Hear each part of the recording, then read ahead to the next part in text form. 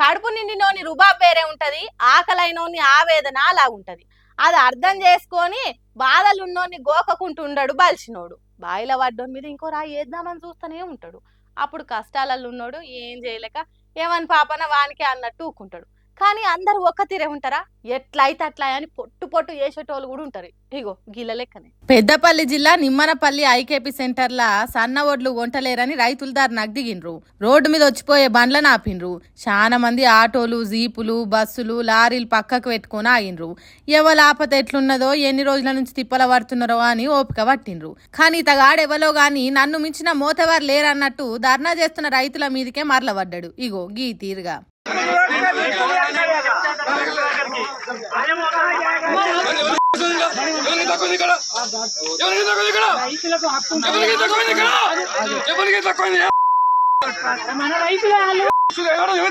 చూడుండ్రి కావురం పట్టిన మాటలు ఎట్లా మాట్లాడుతున్నాడు. ఎవరికి తక్కువైంది ఇక్కడ, ఏం తక్కువైంది ఇక్కడ, ఎవరికి నొచ్చింది అని బూతు పురాణం మొదలు పెట్టిండు. అక్కడ పోలీసులు కూడా ఉండి ధర్నా చేస్తున్న రైతులను ఏం అనకుంటూ ఊకున్నా ఈ తురుం ఖాన్ మాత్రం ఆగుతలేడు. చల్ ధర్నా బంద్ చేయండ్రి, మీకు రోడ్డు మీద కూర్చునే హక్కు ఎక్కడిదిరా అన్నట్టు బల్పు మాటలు మాట్లాడిండు. నన్ను ఇక్కడ నుంచి పోయేటట్టు చేయుండ్రి అని పోలీసుల మీదకి పోయినట్టు రుబాబ్ చేసిండు. ఇట్లా ఈ రంగం చేస్తే ఎంతకని ఓపిక పడతారు? చూసి చూసి అంగి గల్లబట్టి గుంజి కొట్టిండ్రు రైతులంతా కలిసి.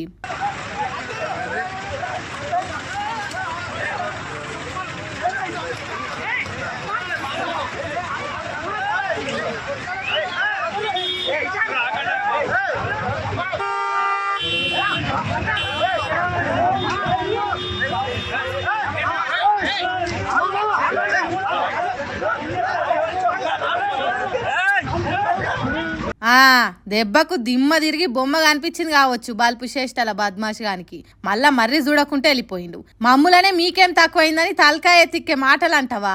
ఆరుగాలం కష్టపడి అంగట్ల పోసిన ఒడ్లు కొనకుంటే ఎంత తిప్పలుంటదో నీకేం తెలుసురా?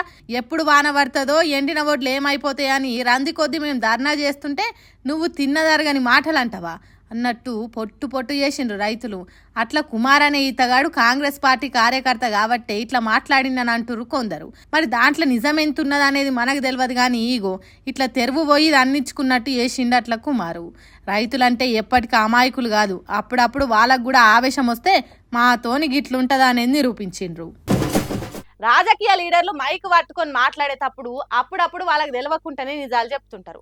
అంటే లీడర్లు మాట్లాడే మాటలు మొత్తం అబద్ధాలే అని కాదు, కానీ జనాలకు చెప్పని నిజాలు బయట పెడుతుంటారు. వేరే పార్టీ మీద ఉన్న ప్రేమను ఉన్న పార్టీలుండి మాట్లాడుకుంటా జయగొడతారు. ఒక లీడర్ పేరు చెప్పబోయి ఇంకొకళ్ళ పేరు చెప్తారు. కడుపులున్నది తెలియకుండానే కక్కేస్తారు. హాగు అట్లనే మాట్లాడిందట మంత్రి కొండా సురేఖ. నేను ఒక ఫారెస్ట్ మినిస్టర్ గా ఉన్నాను కాబట్టి నా దగ్గరికి కొన్ని కంపెనీలవి క్లియరెన్స్ కోసం అని చెప్పి ఫైల్స్ వస్తూ ఉంటాయి. మామూలుగా మంత్రులు అట్లాంటి ఫైల్స్ వచ్చినప్పుడు డబ్బులు తీసుకొని క్లియరెన్స్లు ఇస్తూ ఉంటారు. నేనన్నా మాకు ఒక నయా పైసా మీరు ఇవ్వాల్సిన అవసరం లేదు, మీరు సమాజ సేవ చేయండి, మా స్కూల్ ఒకటి డెవలప్ చేయండి. ఇన్నరా మామూలుగానైతే మంత్రుల దగ్గరకు వచ్చిన ఫైల్ కదలాలంటే పైసలు ఇవ్వాల్సిందేనట.